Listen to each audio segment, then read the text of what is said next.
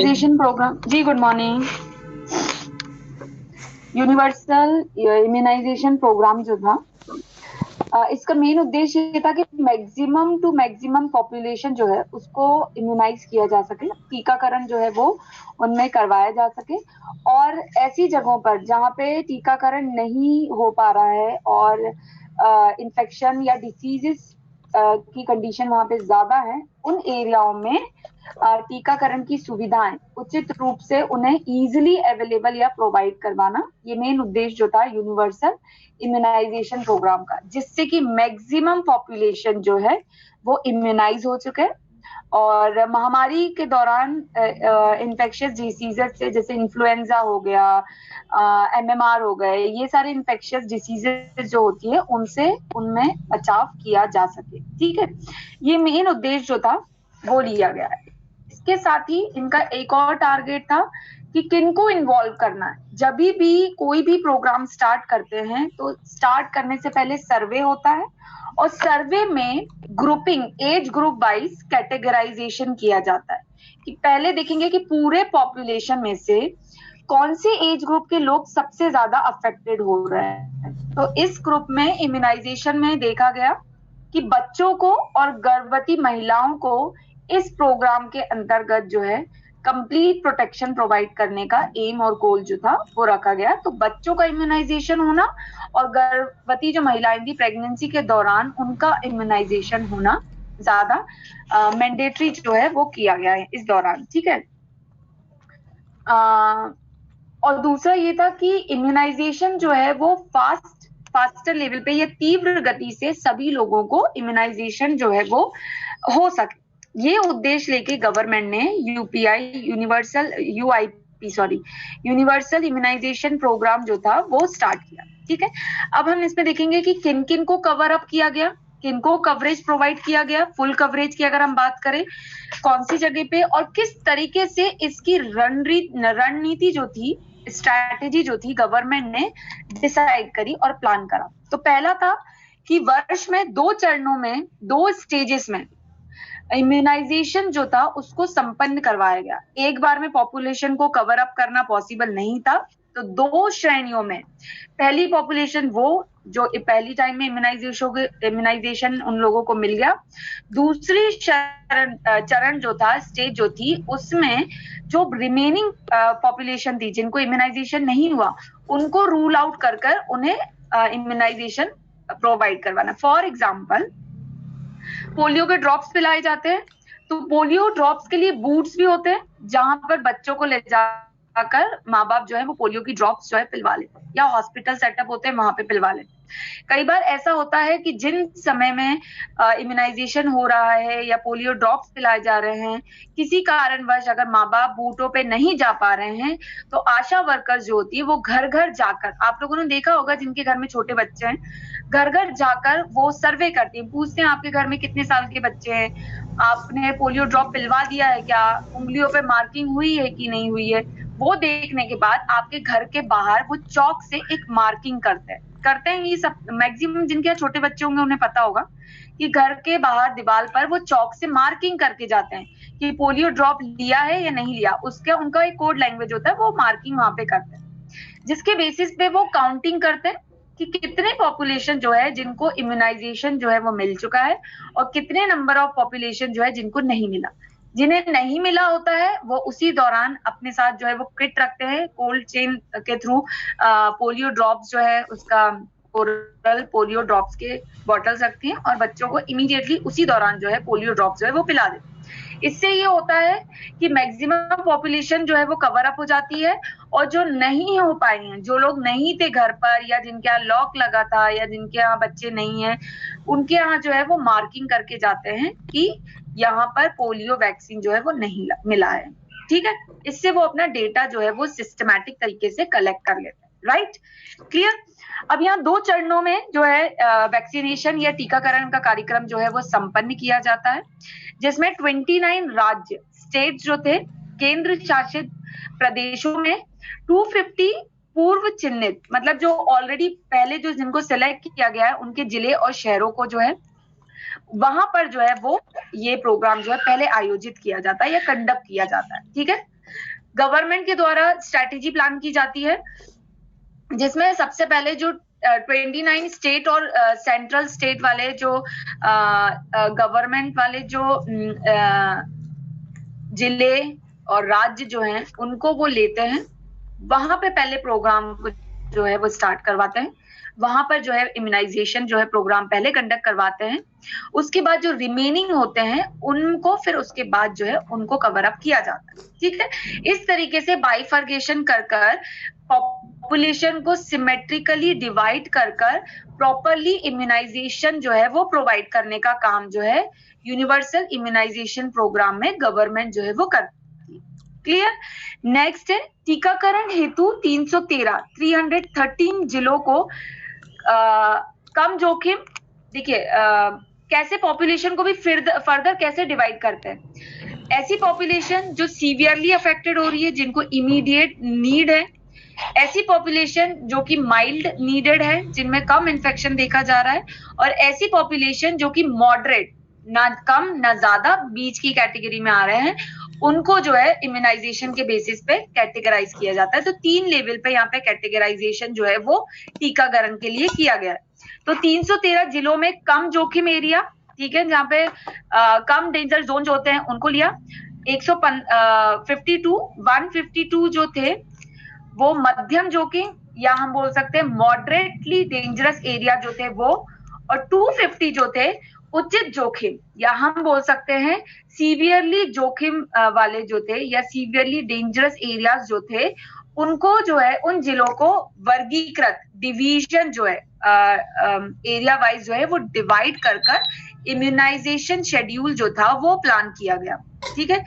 Universal immunisation programme जो था उसको वो उन्होंने प्लान करना स्टार्ट करा। इस बेसिस पे माइल्ड, मॉडरेट और सीवियर 3 कैटेगरी में पॉपुलेशन को डिवाइड करा। तो आपको पता है कि पहले किसको नीड है इम्यूनाइजेशन की, तो ऑब्वियस सी बात है माइल्ड वाले को इतनी जल्दी नीड नहीं है जितना कि सीवियर और मॉडरेट वाले को। ऐसा नहीं है कि माइल्ड वाले को नेग्लेक्ट कर दिया जाएगा या उन्हें वैक्सीनेशन नहीं दिया जाएगा। तो यहाँ पे पहले मेन टारगेट पे किसको रखा जाएगा, जो सबसे ज्यादा खतरे वाली जोन में आ रहे हैं उनको पहले इम्यूनाइजेशन वाले में फर्स्ट चरण में उनको रखा जाएगा कि इमीडिएट उनको इम्यूनाइजेशन मिले और उनमें डिसीज को स्प्रेड या कंट्रोल करने के लिए वहां पर इमीडिएटली इम्यूनाइजेशन जो है वो किया जाए।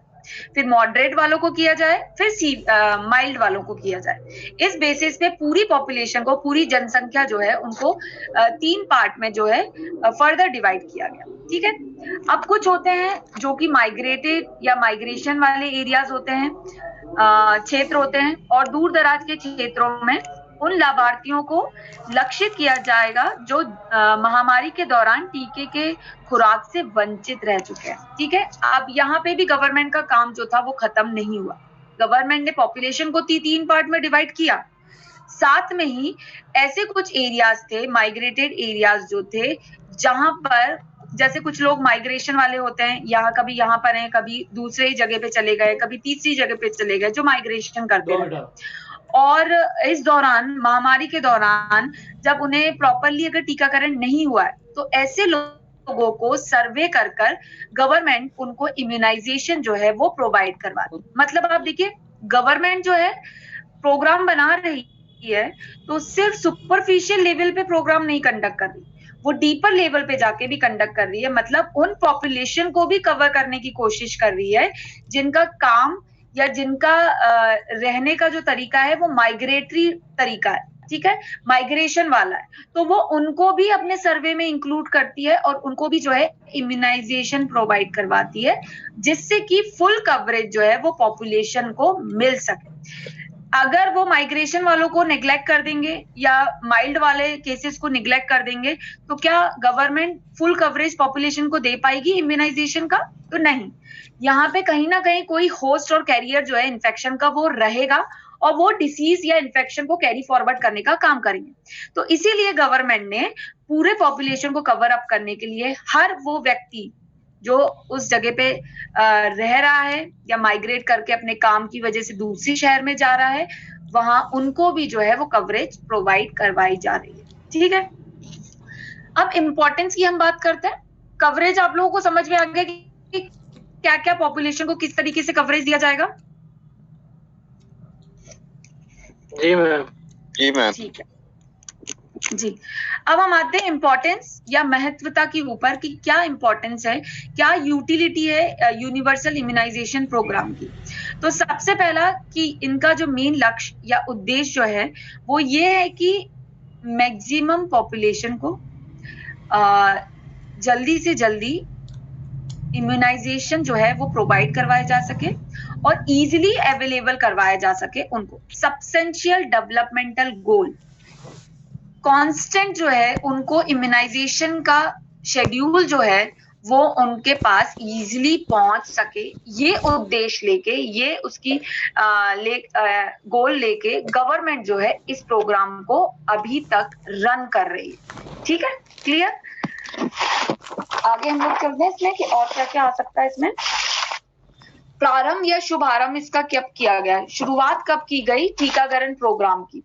तो भारत में टीकाकरण कार्यक्रम जो है वो ईयर 1978 में, ठीक है 90, ये ईयर आप लोगों को याद रखना जरूरी है क्योंकि 2 मार्क्स के क्वेश्चन इसी तरीके से बनते हैं कि इम्यूनाइजेशन प्रोग्राम जो है वो किस ईयर में शुरू किया गया। तो इसका आंसर है 1978 में भारत में या इंडिया में जो है यूनिवर्सल इम्यूनाइजेशन प्रोग्राम जो है उसकी शुरुआत जो है वो की गई। ठीक है, इस प्रोग्राम के साथ साथ मंत्रालय ने स्वास्थ्य और परिवार फैमिली वेलफेयर मिनिस्ट्री जो होता है, स्वास्थ्य और परिवार मंत्रालय जो है, उन्होंने इसको विस्तृत टीकाकरण कार्यक्रम या इसको फर्दर नाम दिया expanded programme of immunization, EPI। पहले था यूनिवर्सल इम्यूनाइजेशन प्रोग्राम, फिर मंत्रालय ने family and health welfare programme या जो मंत्रालय जो है, मिनिस्ट्री जो है, उन्होंने इसका नाम थोड़ा सा मॉडिफाई कर एक्सपेंडेड, मतलब जिसको हम बोल सकते हैं विस्तृत टीकाकरण कार्यक्रम नाम दिया गया। इंग्लिश में एक्सपेंडेड प्रोग्राम ऑफ इम्यूनाइजेशन या शॉर्ट में EPI के नाम से इसका नाम जो था, नामकरण जो था वो किया गया। इस नाम से इसकी शुरुआत की गई। 1978 में शुरुआत की गई और वर्ष 1985 में सार्वभौमिक टीकाकरण कार्यक्रम में परिवर्तन या चेंजेस जो है वो किए गए। 1978 में प्रोग्राम स्टार्ट किया गया और जब प्रोग्राम रन करने लगा तो उसी दौरान मिनिस्ट्री को कुछ चेंजेस या चैलेंजेस जो थे वो फेस करने पड़े, जिसके चलते उन्होंने अपने ही प्रोग्राम में, उनकी रणनीति में, उनके एम एंड ऑब्जेक्टिव और गोल जो थे उसमें फर्दर उन्होंने मॉडिफिकेशन करना जो था वो स्टार्ट किया। किस ईयर में स्टार्ट किया?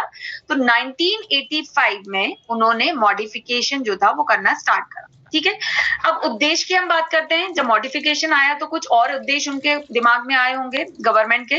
तो कार्यक्रम के कुछ और उद्देश्य थे, टीकाकरण कवरेज को तेजी से बढ़ाना, ठीक है, फास्ट फॉरवर्ड ट्रैक पर टीकाकरण या इम्यूनाइजेशन जो था उसको फास्टन अप कर देना, मेन उद्देश्य उनका हो गया।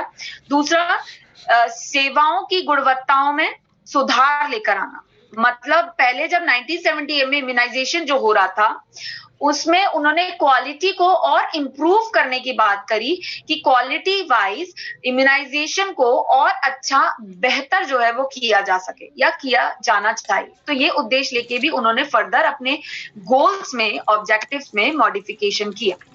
तीसरा, स्वास्थ्य सुविधाओं के स्तर पर एक विश्वसनीय कोल्ड चेन सिस्टम। देखिए, रिलायबल कोल्ड चेन सिस्टम, जब कोई वैक्सीन आता है तो वैक्सीन ऐसे ही ट्रेवल अप नहीं कर आता है कि किसी भी टेम्परेचर में उसको हमने रख दिया। ठीक है, तो आप लोगों ने देखा होगा, आपने कभी अगर बच्चों को पोलियो बूथ पर या जहाँ पे वैक्सीनेशन सेंटर्स हैं जहाँ पे वैक्सीनेशन किया जाता है तो उनके वैक्सीन को स्टोरेज के लिए एक पूरा कोल्ड चेन जो है वो अरेंज किया जाता है या बनाया जाता है। तो कहीं से जब एक्सपोर्ट या इंपोर्ट होकर वैक्सीन आती है तो वो उस कोल्ड चेन के थ्रू ही दूसरे सेंटर तक पहुंचती है। एक एडिक्वेट टेम्परेचर में उसको स्टोर किया जाता है और उसी टेम्परेचर को मेंटेन करते हुए उसकी निर्धारित जगह पर उसको पहुंचाया जाता है और पहुंचने के बाद भी वहां पे उस टेम्परेचर को मेंटेन किया जाता है। जैसे फॉर एग्जांपल बहुत से इसमें फार्मासिस्ट हैं, उनको पता होगा कि कुछ इंजेक्शन जो हैं वो फ्रीजर में रखना पड़ता है क्योंकि उतना टेम्परेचर उसको रिक्वायर्ड है। कुछ इंजेक्शन जो है वो रूम टेम्परेचर पे भी रखे जा सकते हैं। अलग अलग गुप्ता जी म्यूट कर लें।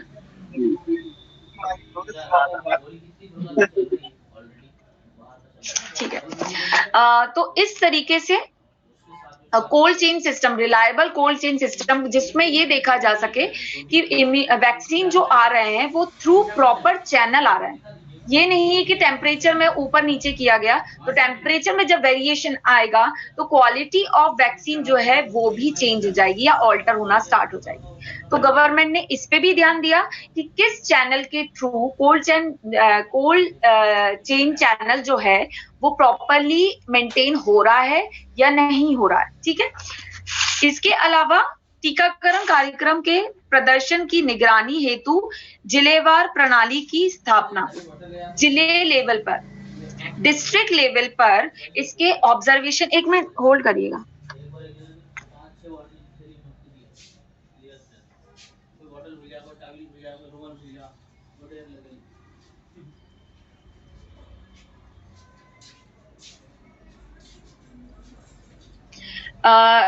जिले लेवल पे टीकाकरण या इम्यूनाइजेशन प्रोग्राम के ऑब्जर्वेशन जो था वो डिफरेंट सेंटर बना दिए, क्योंकि ये डिफिकल्ट हो जाएगा कि किसी भी स्टेट में अगर इम्यूनाइजेशन के लिए सिर्फ एक ही यूनिट रखी गई जो ऑब्जर्वेशन का काम करेगा तो डिफिकल्ट हो जाएगा कि प्रॉपर ऑब्जर्वेशन और डेटा जो है वो कलेक्ट किया जा सके। तो यहाँ पर डिस्ट्रिक्ट लेवल पर ऑब्जर्वेशन के लिए डिफरेंट टीम जो थी, टास्क टीम जो थी वो अरेंज की गई यहाँ पर। क्लियर। टीकाकरण उत्पादन के क्षेत्र में आत्मनिर्भरता प्राप्त करना, जैसे इंडिया में हुआ इस बार कोरोना के दौरान, आमतौर पर वैक्सीन जो थी मैक्सिमम टाइम जो थी वो इंपोर्टेड होती थी, दूसरी कंट्रीज जो थी वो बना रही हैं, वहां से फिर इंडिया में आ रही हैं, तो उसका रेट जो था वो कई गुना बढ़ जाता था। तो गवर्नमेंट ने ये सारी चीज को पॉकेट फ्रेंडली वैक्सीन को बनाने के लिए जो बजट में रह सके, उसके लिए गवर्नमेंट ने इंडिया में ही कुछ ऐसे प्लांट्स जो थे वो बनाए जिससे कि वैक्सीनेशन इंडिया में ही बन सके, जिसका कॉस्ट जो था, लेबर कॉस्ट जो था वो कम हो जाए और लोगों के पॉकेट पे हैवी ना पड़े। ठीक है। तो आत्मनिर्भरता बनाना लोगों को कि वैक्सीन जो है टीम जहां पे वैक्सीन यूजुअली बनती है, जिस प्लांट में, इंडस्ट्रियल प्लांट जहां पे वैक्सीन को प्रिपेयर किया जाता है, वहां उस लेवल पे इंडिया जो है वो आत्मनिर्भर हो सके, दूसरी कंट्रीज पर वो डिपेंडेंट ना रहे। जैसे कोविड के टाइम पे आपने देख ही लिया होगा कि जो वैक्सीन जो आना था, इंडिया ने सबसे पहले उसको बनाना शुरू करा और एक नहीं दो प्लांट्स जो थे उन्होंने वहां पे इमीडिएट जो था वैक्सीन के ऊपर काम करना स्टार्ट करा और इम्यूनाइजेशन जो था, इसीलिए इतना फास्टर लेवल पर इम्यूनाइजेशन जो था इंडिया में कोरोना के टाइम पर स्टार्ट हो गया। ठीक है। तो आत्मनिर्भरता की यहाँ पे बात की गई है कि आत्मनिर्भर बनाना, जिससे कि इंडिया में वैक्सीन जो है वो इजीली और प्रॉपरली कॉस्ट इफेक्टिवली जो है वो बन सके। क्लियर। ये इसका मेन उद्देश्य था। मैं उद्देश्य फिर से रिपीट कर रही हूँ। पहला, तेजी के साथ इम्यूनाइजेशन होना पूरे एरियाज में। दूसरा, cold chain system properly maintain करना। तीसरा, क्वालिटी ऑफ वैक्सीन को मेंटेन करना या इम्प्रूव करना। चौथा, कि ऑब्जर्वेशन और निगरानी के लिए जिला स्तर पर, डिस्ट्रिक्ट लेवल पर सेंटर्स बनाना, जिससे कि इम्यूनाइजेशन के बारे में प्रॉपर डेटा कलेक्ट किया जा सके। लास्ट, कि टीकाकरण उत्पादन या इम्यूनाइजेशन या वैक्सीन के फॉर्मेशन के लिए इंडिया जो है या कंट्री जो हमारी इंडिया है उसको आत्मनिर्भर बनाना, जिससे कि विद इन द कंट्री के अंदर ही जो है वैक्सीन जो है वो प्रॉपरली बन सके और वो कॉस्ट इफेक्टिव रहे, पॉकेट फ्रेंडली रहे, बजट के अंदर आ सके और प्रॉपरली लोग जो है वो वैक्सीनेशन जो है, टीकाकरण जो है वो करवा सके। ठीक है। ये इसका मेन उद्देश्य। क्लियर हुआ यहाँ तक आप लोगों को? मैं आगे बढ़ूं? कल देवा चला गया कुछ काम था। ठीक है, चलिए नेक्स्ट है विश्लेषण। यूनिवर्सल इम्यूनाइजेशन प्रोग्राम 12 वैक्सीन इसमें इन्वॉल्व किए गए, जिसमें रोकथाम योग्य बीमारियों के खिलाफ बच्चों और गर्भवती महिलाओं में मृत्यु दर एवं डिसीज को रोकना।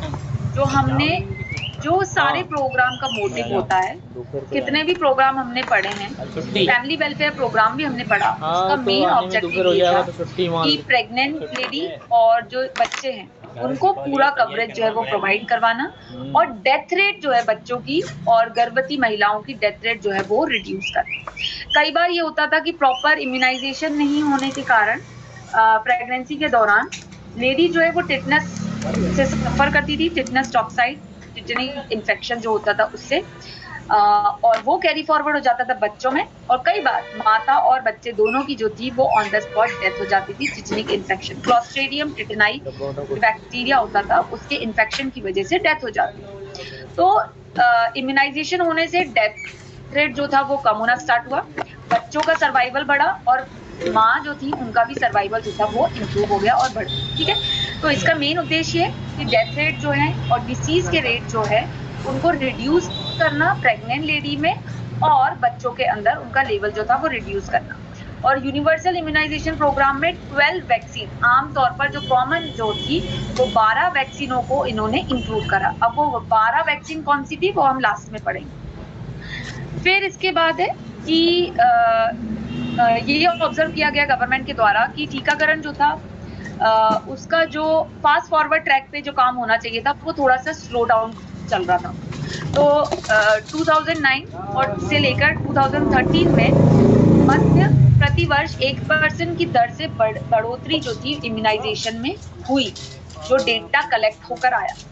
जो फास्ट फॉरवर्ड होना चाहिए था वो थोड़ा सा स्लो चलने लगा, स्लो चल रहा था प्रोग्राम गवर्नमेंट का, जिसका डेटा कलेक्ट करने पर ये देखा गया कि 2009 से लेकर 13 एक टाइम पीरियड, 9, 10, 11, 12, 13 4 साल का जो टाइम पीरियड था, इस दौरान सिर्फ 1% की ग्रोथ हुई थी इम्यूनाइजेशन में, जो कि बहुत कम देखी गई गवर्नमेंट के द्वारा।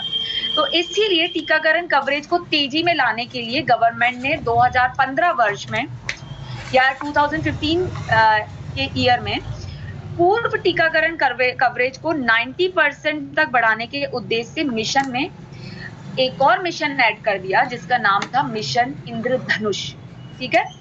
जब उन्होंने यूनिवर्सल प्रोग्राम दिया उसमें ग्रोथ रेट इम्यूनाइजेशन की प्रॉपरली नहीं बढ़ रही थी, सिर्फ 1% की बढ़ोतरी हो रही थी जो कि ना के बराबर थी। तो 2015 में गवर्नमेंट ने इम्यूनाइजेशन प्रोग्राम में फर्दर एक और प्रोग्राम जो था इंप्लीमेंट किया जिसका नाम रखा मिशन इंद्रधनुष, ठीक है, जिससे कि 90% जो था इम्यूनाइजेशन को फास्टन अप जो है वो किया जा सके। क्लियर हुआ आप लोगों को ये? जी मैम। अब मैं बताती हूँ आपको कि कौन सा टीकाकरण जो था, 12 जो टीकाओं की वैक्सीन की जो बात करी कि 12 वैक्सीन कौन कौन से होते हैं। तो इसमें सबसे पहला आता है हेपेटाइटिस बी, पोलियो, बीसीजी, इसके अलावा इन्होंने पोलियो,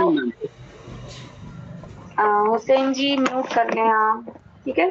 फिर है रोटा वायरस, पेंटावेलिन, ठीक है, ये कुछ थे। नोट कर ले मैम, नोट करना है, क्लियर साउंड नहीं आ रहा। आपको नोट करना है, आपकी वैसे बुक में ये पूरा चार्ट बना हुआ है। मैं काम करती हूँ, उसके चार्ट बना हुआ है, इसका बना है आप लोगों की बुक में। मैम ग्रुप में भेज दीजिएगा। हाँ, मैं ग्रुप में भेज देती हूँ। मैं आफ्टर दी क्लास जो है मैं इसकी पिक लेके मैं फॉरवर्ड कर दूंगी, आप लोग उसको लिख लीजिएगा। किस एज में कितना किस एज में कब लगना है, किस हफ्ते में लगना है और कितना ml जो है वो दिया जाता है, ये पूरा डोजिंग जो है वो आपकी बुक में दिया हुआ है। 123 पेज जो है उसमें ये दिया हुआ है। मातृ एवं शिशु स्वास्थ्य देखभाल में चैप्टर जो है बुक जो है उसमें ही दिया हुआ है।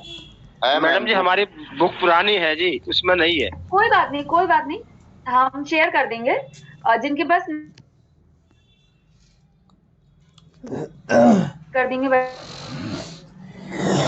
कोई दिक्कत नहीं है। डीपीटी, टीडी, ये विटामिन ए, एमआर, ठीक है, एमएमआर, ये सारे वैक्सीन जो थे 12 वैक्सीन की एक ग्रुप बनाया गया जो कि कॉमनली बच्चों को और बच्चों को देना जरूरी है जिससे कि उनका सर्वाइवल रेट और क्वालिटी ऑफ लाइफ जो है उनको इम्प्रूव किया जाता है।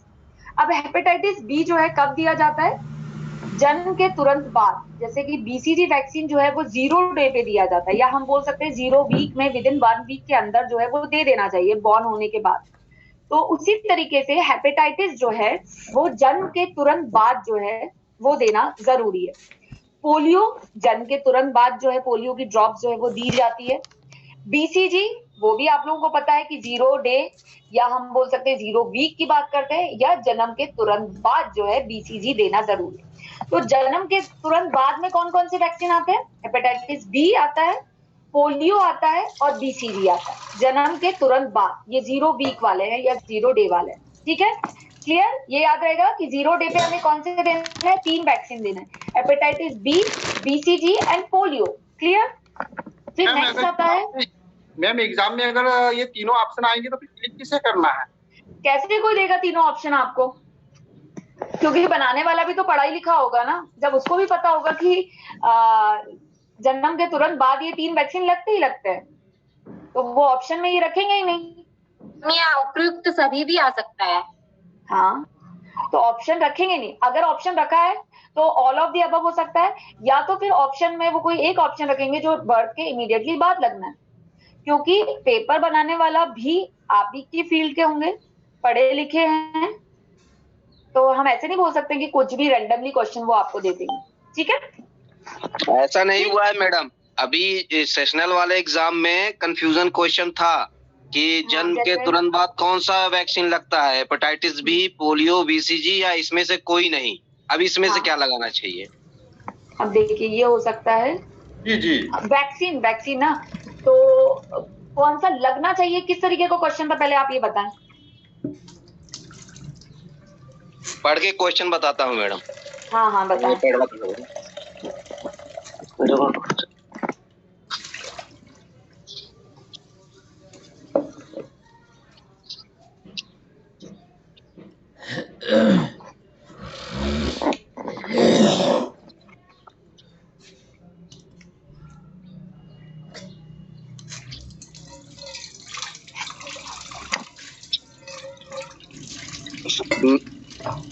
मैडम क्वेश्चन था, नवजात शिशु को 1 सप्ताह के अंदर कौन सा टीका लग जाना आवश्यक है? 1 सप्ताह, देखिए 1 सप्ताह मतलब 1 वीक की बात करिए। हाँ, क्वेश्चन बिल्कुल सही है।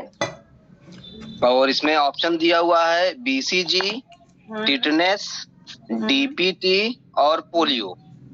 अब आप मुझे आंसर बताएं। मैं तो बीसीजी लगाया। बीसीजी टिटनस, बीसीजी, टिटनस और पोलियो मैम डीपीटी। देखिए डीपीटी तो लगेगा नहीं, बीसीजी लगेगा ना मैम।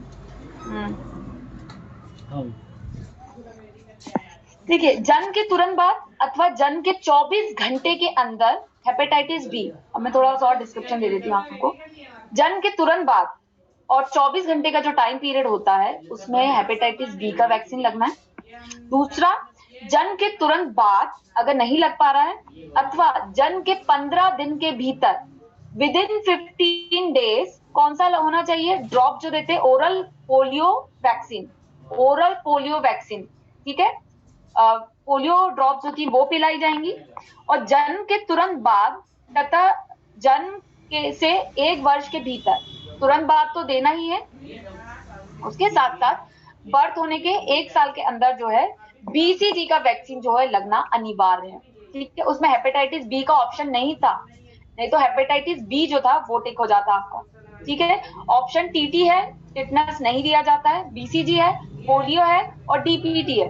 तो बीसीजी और पोलियो 2 चीजें हैं जो कि आती हैं इसमें आमतौर पर विद इन बर्थ के तुरंत बाद जो है वो बीसीजी देना अनिवार्य है। 0 डे की हम जो बात करते हैं वो बीसीजी जो है वो देना अनिवार्य है, ठीक है। हफ्ते की बात करिए 1 वीक के अंदर, विद इन 1 वीक, ठीक है। मतलब सही बीसीजी ही होगा कि पोलियो?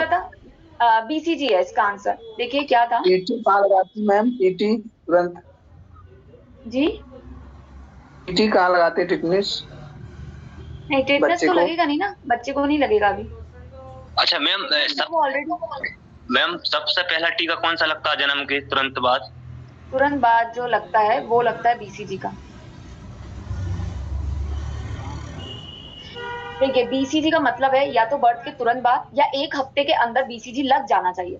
तो हम इसे बोलते हैं 1 वीक का जो टाइम ड्यूरेशन होता है। पीडियाट्रिशियन जो आमतौर पे बोलते हैं, जो WHO का क्राइटेरिया है, वो विद इन 1 वीक जो है या तो बर्थ के तुरंत बाद लग जाए, बच्चा जैसे ही पैदा हुआ तभी लग जाए। लेकिन कई बार ऐसा होता है कि बच्चे की कंडीशन थोड़ी क्रिटिकल है, उसको ऑब्जर्वेशन में रखने की जरूरत है, तो वो 1 हफ्ते का जो टाइम पीरियड है उस दौरान बच्चे को बीसीजी का इंजेक्शन जो है वो लग जाना चाहिए। ठीक है,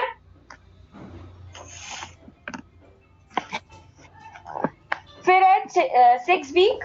6 वीक में आप लोगों को क्वेश्चन इस तरीके से आ रहा है, 6 वीक या 1.5 माह पर, 1.5 महीने पर पोलियो ड्रॉप की 2 बूंदे, रोटा वायरस और आईपीवी, एक था ओरल ड्रॉप वाला, ओरल पोलियो वैक्सीन था, एक ओरल देते हैं और एक इंजेक्टेबल होता है। तो यहाँ पे 6 हफ्ते पर इंजेक्टेबल जो था वो पोलियो वायरस जो था वो देंगे यहाँ पर, पीसीवी देंगे यहाँ पर, और पेंटावेलेंट। ये कुछ वैक्सीन जो हैं वो 6 हफ्ते में दिए जाते हैं।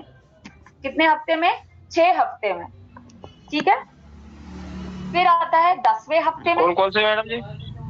Polio, rotavirus, IPV, PCV and pentavalent. ठीक है,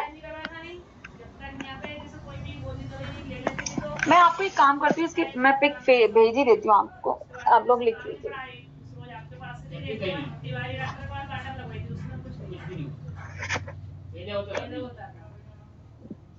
होल्ड करिए। उसमें भी कुछ नहीं हुआ, सर डॉक्टर पास से बैठा लगे थे उसमें भी। एक ट्यूब तो आपके पास है, ये जो लगा रही हो, और 2 ट्यूब मैं दूंगा। ये ट्यूब कब लगाती हो? ये तो दिन में 2-3 बार जब भी खुजली चलती है तो रेस्ट करने में इस पे लगाना पड़ता है, तो ही होता है। काफी बड़ा है क्वेश्चन।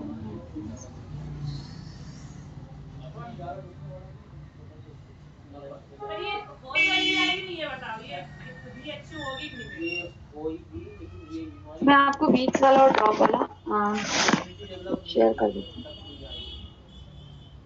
बहुत अच्छी है, हो जाएगी। आप एक गोली दोगे नहीं, कल तक अच्छी है। ये रिटर्न नहीं होना चाहिए, खट्टा मीठा तो आप बंद कर ही दिया, भर के उस दिन बटा भी बंद कर दी, मेरा का खा लेते बटा भी बंद कर दिया, खट्टा मीठा बटा इडली बटा हुई, ये तो खाते नहीं, बटा इडली बटा हुई नहीं खाना है, खाली ये थोड़ा सी दाल इधर गार्डन नहीं खाते, ज्यादा तेल एकदम जल्दी कम खाते।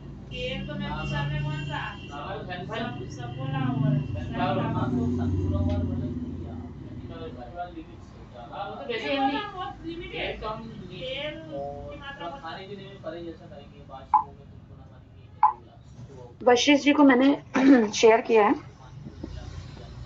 पानी हमेशा बैठ के पिएंगे, पानी हमेशा मुंह के अंदर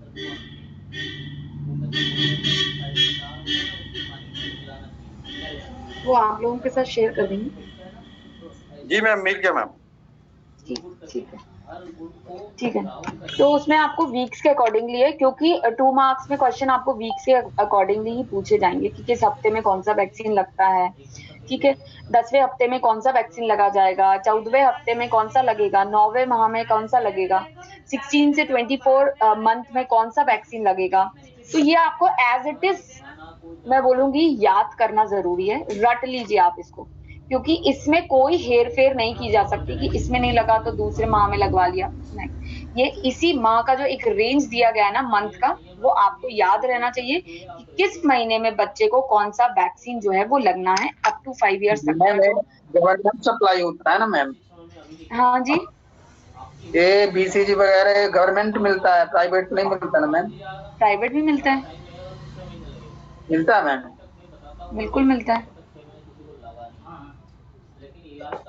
प्राइवेट हॉस्पिटलों में आप जाएंगे, प्राइवेट हॉस्पिटल में भी लगता है, गवर्नमेंट में भी लगता है। ये बेसिक 12 जो है ये गवर्नमेंट सेटअप में ये वैक्सीन जो है वो लगाए जाते हैं। इसके अलावा भी बहुत सारे वैक्सीन होते हैं, जैसे टाइफाइड वैक्सीन हो गया, सर्वाइकल कैंसर प्रिवेंशन वैक्सीन हो गए, जो कि प्राइवेट हॉस्पिटलों में, मेनिंजाइटिस से रिलेटेड वैक्सीन हो गए।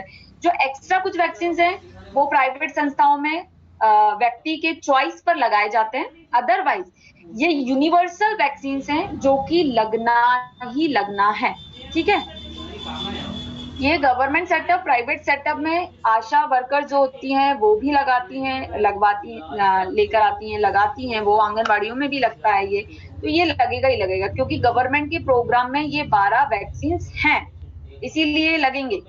ठीक है मैम, इसमें टिटनेस का टीका नहीं दिया है 12 वैक्सीन में? हाँ, टीटी नहीं लगेगा, टीपीटी लगता है, टीटी नहीं लगेगा बच्चों को। बच्चे तो ऑलरेडी इम्यूनाइज्ड हैं, टीटी क्योंकि मदर को लगा था तो उनको इम्यूनाइजेशन जो है वो मिल गया, टीटी रिक्वायर्ड नहीं होता है, तो इसीलिए टीटी जो है इसमें नहीं इंक्लूडेड है। जो मेन है जिसकी वजह से डेथ होती है, अब टीटी का वैक्सीन जैसे फॉर एग्जाम्पल बच्चे को लग गई, चोट लगी, लोहे से लगी, तो आप इमीडिएटली जाके वहां पर टीटी का वैक्सीन लगवा सकते हैं। तो ये कितने साल तक के सबसे छोटे बच्चे को लगा सकते हैं टीटी का अपन? देखिए, इसके लिए तो आपको पीडियाट्रिशियन से कंसल्ट करना पड़ेगा कि कितने साल वाले को कितने जल्दी चोट। अब देखिए, बेबी बॉर्न हुआ है, अम्बिलिकल कॉर्ड को कट किया जाता है, सीजर से कट किया जाता है। ठीक है, वहां पे भी इंस्ट्रूमेंट का इस्तेमाल किया जा रहा है, तो वहां पे टीटी क्यों नहीं होता बच्चों को? क्योंकि माँ से इम्यूनाइजेशन बच्चे को मिल गया है। ठीक है, तो अप्रोक्सीमेटली जो 6 हफ्ते का टाइम पीरियड होता है, उस दौरान बच्चा जो है वो इम्यूनाइज्ड रहता है, एक कंप्लीट हेल्दी जोन में या प्रोटेक्शन की जोन में होता है। अगर उसके बाद लगता है तो आप लोग कभी वेट एंड वॉच मत करिए, आप अपने डॉक्टर से, पीडियाट्रिशियन से कंसल्ट करिए, उन्हें बताइए कि बच्चे को जो है वो लोहे से लग गई है और उसके लिए अगर वैक्सीनेशन रिक्वायर्ड है तो वो कर देते हैं वैक्सीन। ठीक है, अदरवाइज कुछ इन्फेक्शियस डिसीजेस की इन्होंने बात करी है जो कि बच्चों को लगना जरूरी है, और गर्भवती महिलाओं को जो लगना है उसका भी इसमें दिया है कि टीडी जो है वो किस समय लगाया जाता है, कब उसका बूस्टर डोज दिया जाता है, वो यहाँ पर दिए हुए हैं। क्लियर हुआ आप लोगों को? आप लोग एक बार इसको पढ़ लीजिएगा। मैम, टाइफाइड के लिए कौन सी वैक्सीन दी जाती है? हेलो, टाइफाइड के नाम से आती है टाइफाइड पर ये गवर्नमेंट के प्रोग्राम के अंदर नहीं है। और मैं आपको बहुत जेन्युइन सी चीज ये है, टाइफाइड का वैक्सीन लगवाने के बाद भी बच्चों को टाइफाइड हो ही जाता है। ठीक है, तो हम ये बोले कि कवरेज प्रोवाइड करेगा तो ऐसा जरूरी जो ये बूस्टर डोज देते हैं मैडम जी, इसके बारे में बताइए थोड़ा। देखिए, बूस्टर डोज जो दिया जाता है, एक टाइम पीरियड होता है बूस्ट अप करना। एक इंजेक्शन लगा, जैसे टिटनस का इंजेक्शन लगा, इंजेक्शन लगने के बाद मदर जो है वो एक टाइम ड्यूरेशन तक उससे प्रिवेंटेबल रहेगी, उसको नहीं होगा। ठीक है, लेकिन अगर बहुत लंबा समय हो गया है, वो टिटनस जो प्रोटेक्शन प्रोवाइड कर रहा था वो साइलेंट जोन में अंदर पड़ा रहेगा, तो उसको बूस्ट अप एनर्जी या एक्टिवेट करने के लिए फर्दर एक और डोज लगाई जाएगी, जिससे कि वो एक्टिवेट हो जाएगा और फर्दर प्रोटेक्शन जो है वो प्रोवाइड करने का काम करने लगेगा। फॉर एग्जाम्पल कि महिलाओं को जो है टीटी का वैक्सीन जो है वो लगाया जाता है। ऐसी महिलाएं जो कि प्रेगनेंसी के कुछ समय पहले अगर उनको बूस्टर वैक्सीन लगा हुआ है तो उनको बूस्टर डोज जो है वो 16वें हफ्ते में कई बार जो है वो दिया जाता है। ठीक है, हम ये बोल सकते हैं फर्स्ट ट्राइमेस्टर या सेकेंड ट्राइमेस्टर के बिगिनिंग में जो है वो बूस्टर डोज के नाम से जो ये वैक्सीन, फर्दर टीटी का ही वैक्सीन लगाया जाता है, उसका सेकेंड डोज आप बोल सकते हैं, वो लगाया जाता है। जिससे कि जैसे कि कोविड होता है, कोविड के दौरान कोरोना वायरस के लिए डोजेस लगे, 2 डोजेस थे, पहले वाले को फर्स्ट वैक्सीन और दूसरे वाले को बूस्टर डोज का नाम दे दिया। मतलब जो उससे प्रोटेक्शन प्रोवाइड करने के लिए जो वैक्सीन काम कर रही थी, जिसका फंक्शन थोड़ा सा अब ड्रॉप होना स्टार्ट हो गया, तो उसके काम को हमने एनहांस करने के लिए एक और डोज दे दिया, जिससे कि वो एक्टिवेटेड रहे और प्रोटेक्शन प्रोवाइड करे। ठीक है, इसे हम बोलते हैं बूस्टर डोज। मैडम जी, चार्ट में मैडम जी गर्भ अवस्था में टीटी लिखा है, तो टीटी और टीटी मैम जैसे किसी पेशेंट को चोट लगी, वो टिटनेस का इंजेक्शन लगा दिया, फिर 2 महीने के बाद फिर से चोट लगेगी, तो क्या फिर से टिटनेस का इंजेक्शन लगाएंगे? देखिए, ये तो जो पार्ट है ना, ये मेडिसिन वाला पार्ट है, मेडिसिन जो आप लोगों को पढ़ाते हैं। और बेसिकली मैं ये बता दूं, ये कम्युनिटी मेडिसिन वाला पार्ट है, जिसमें आपको वैक्सीन के बारे में बहुत डिटेल में दिया हो। एक बार लगाने के बाद मैडम 6 महीने तक नहीं लगता है। हाँ, जैसे कोल्ड चेन होता है, कोल्ड चेन क्या है, कोल्ड चेन के कितने टाइप होते हैं, क्लियर। ये कम्युनिटी मेडिसिन जो आपको सब्जेक्ट शायद है, आप लोगों को कम्युनिटी मेडिसिन है? यस मैम है। तो उसमें इसका बहुत डिटेलिंग दिया है। ये तो सिर्फ हम प्रोग्राम पढ़ रहे हैं कि इस प्रोग्राम में कितने डोजेज है, सॉरी कितने वैक्सीन को इंक्लूड किया गया। अब आप चाहें कि हर का एक डिटेल पढ़ें तो ये प्रोग्राम तो खत्म ही नहीं होगा, क्योंकि इसके ऊपर एक अलग ही सब्जेक्ट दिया हुआ है कि कितने दिन में लगना है, कब लगना है, इतने दिन पहले चोट लगी है तो हम लगा सकते हैं क्या, कितने छोटे बच्चे को लगाना है, तो इसमें पीडियाट्रिक्स का इन्वॉल्वमेंट हो जाता है। दूसरा आपका कम्युनिटी मेडिसिन वाला पार्ट आ जाता है। तो थोड़ा सा आप लोग जब मेरे ख्याल से इम्यूनाइजेशन आप लोगों को पढ़ाया जाएगा इसमें कि आप लोगों को शायद कम्युनिटी मेडिसिन में इम्यूनाइजेशन है ना आप लोगों को? नहीं मैडम, सर ने ऑलरेडी ये पढ़ा दिया है सर। देख लो, पढ़ा दिया गया है। मैम एक क्वेश्चन था। हेलो। बोलिए। मैम ये जो प्रोग्राम आप पढ़ा रही हैं इसमें हमारी जो बुक है डॉक्टर श्रीवास्तव जी की, इसमें तो 8-10 लाइन लिखा हुआ है, जो क्वेश्चन आते हैं वो 400 वर्ड्स के आते हैं आंसर। कैसे 8-10 लाइन लिखी है? इतना बड़ा बड़ा तो दिया है आपकी बुक में। मैम यही हमारे पास जो बुक है लास्ट ईयर वाली, उसमें यही 4-5-6 लाइन लिखा है हर उसमें। मेरे पास जो बुक है इसमें उन्होंने अच्छा खासा डिस्क्रिप्शन दिया है और मैं एक लाइन का मीनिंग उसमें आपको बता रही हूँ। यही वाली बुक है आपके पास? नहीं मैम, लास्ट ईयर की बुक जो मिली थी सेंटर से, उसमें यही 5-6 लाइन है, 7 लाइन आपको आंसर लिखने को 400 वर्ड्स में आते हैं। तो एक काम करेंगे, जिनके पास नई वाली किताब है उनसे थोड़ा सा आप बात करके वो लोग आपको पिक फॉरवर्ड कर दें, आप लोग उसको नोट डाउन कर लीजिएगा, है ना। तो इससे आपकी पुरानी बुक और नई बुक का जो प्रॉब्लम है वो सॉल्व हो जाएगा। और 400 वर्ड के तो बहुत 1000 वर्ड का आंसर है आप लोगों का इस बुक में। तो मैडम ये जो चार्ट बना हुआ है, नहीं पीडीएफ वगैरह नहीं मिल जाएगा? मेरे पास बिल्कुल भी नहीं है। कल भी मैंने बोला था कि समय की बुक का प्रश्न फिर से बता दो। बुक बता दूं मैं आपको, ये बुक है मैम, इसका फोटो खींच के ग्रुप में भेज दी हूँ। मेरा एक क्वेश्चन था। अरे आपको बुक आपके सेंटर से प्रोवाइड किया जाएगा जानकी जी, काहे परेशान हो रही हैं? देखिए नहीं मेरा सेंटर थोड़ा दूर है तो अभी सबको रिमूव कर जो वशिष्ठ जी बोल रहे हैं, अगर बुक से रिलेटेड कोई इशू है, बुक जिनको नहीं मिली है थोड़ा सा पेशेंस रखें, नहीं तो आप वशिष्ठ जी से आप बात करें, वो आपकी इस प्रॉब्लम का समाधान जो है वो दे देंगे। पैनिक होने की बिल्कुल भी जरूरत नहीं है। आपको अगर नहीं मिल रहा है तो पिक जो है वो फॉरवर्ड कर दी जाएगी, ठीक है। बिल्कुल भी आप लोग घबराएं नहीं कि हमें पुरानी बुक है, हमारे पास नई बुक नहीं है, 400 वर्ड में हम कैसे लिखें, 500 में कैसे लिखें, बिल्कुल घबराने की जरूरत नहीं।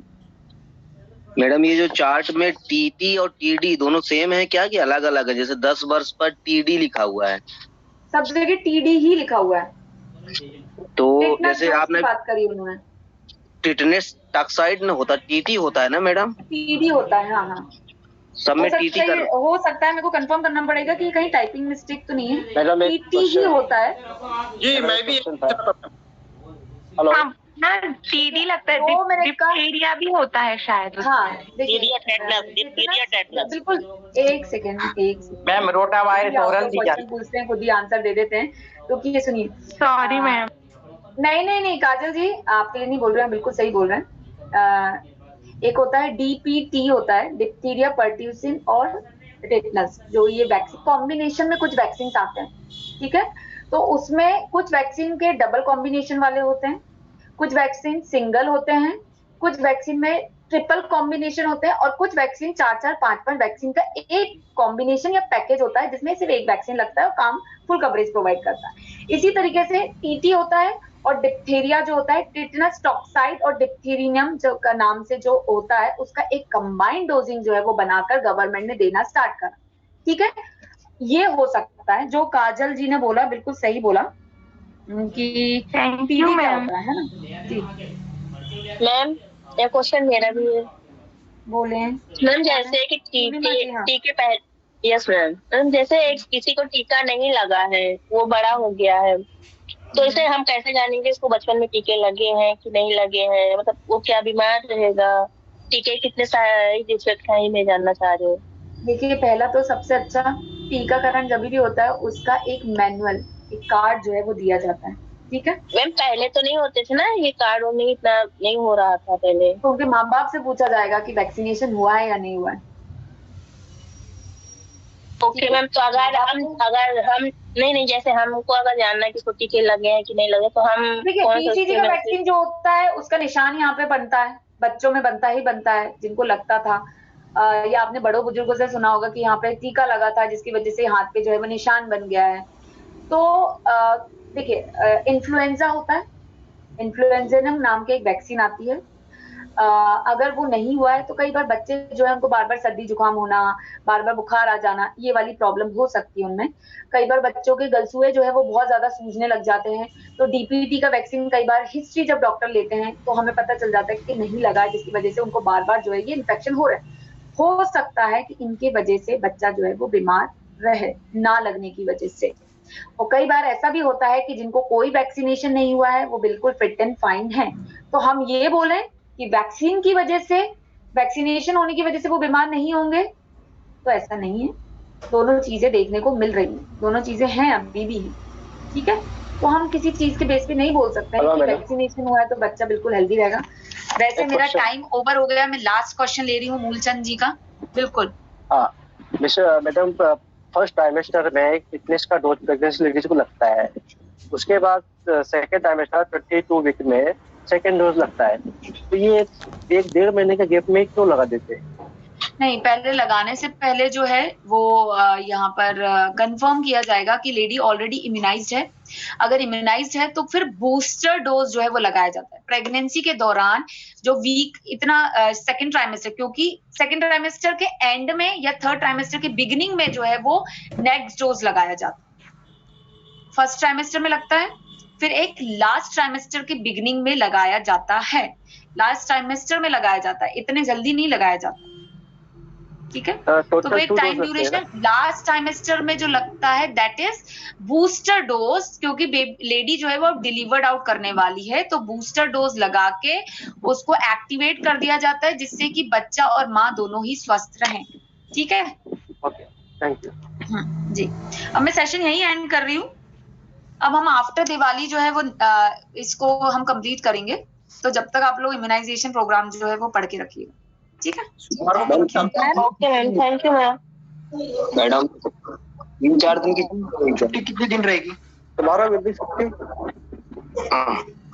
इसके बारे में आपको गुप्ता जी बता देंगे या आप संस्था से कंसल्ट कर लें, क्योंकि मुझे आइडिया नहीं है कि कितने दिन की छुट्टी है। 3 दिन का छुट्टी है मैम। दिवाली की शुभकामनाएं मैडम आपको, पूरे परिवार को। आप सभी को भी दिवाली की बहुत बहुत शुभकामनाएं, और दिवाली आप लोगों की रहे और अच्छी रहे, और दिवाली, ठीक है। Thank you. हैप्पी दीपावली।